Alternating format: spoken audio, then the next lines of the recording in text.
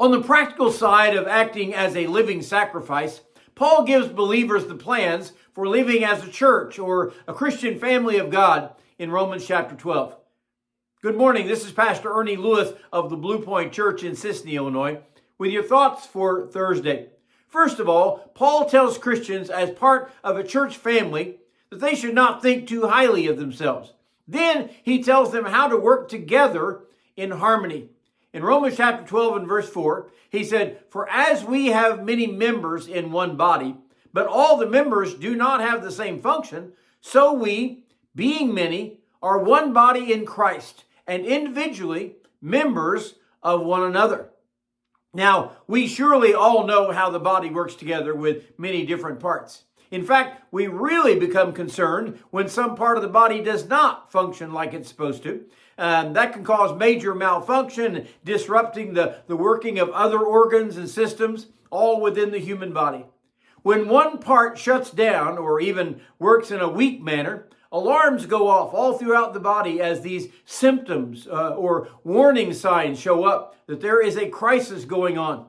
Now, your doctor can look at a simple blood sample or a urine sample and warn you of all these calamities that are coming. Paul describes the church, whether the local church or the church universal, as a body including many members. But he says all members do not have the same function. Now, that's a very simple statement. It's true of any organization or any family or any workplace.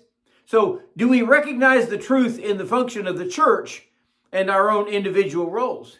If everyone in the church would seek out their God-given function, be faithful to carry it out day after day and week after week, the church would run like a finely tuned engine or like that human body without any physical problems.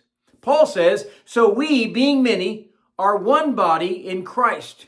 That means we should function together.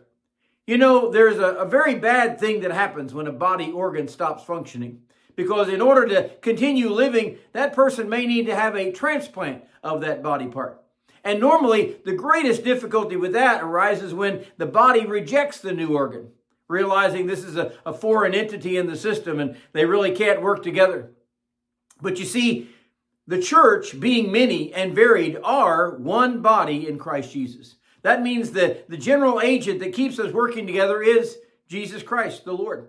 And although he says we are individually members of one another, that doesn't happen easily, especially when we tend to think too highly of ourselves in the body.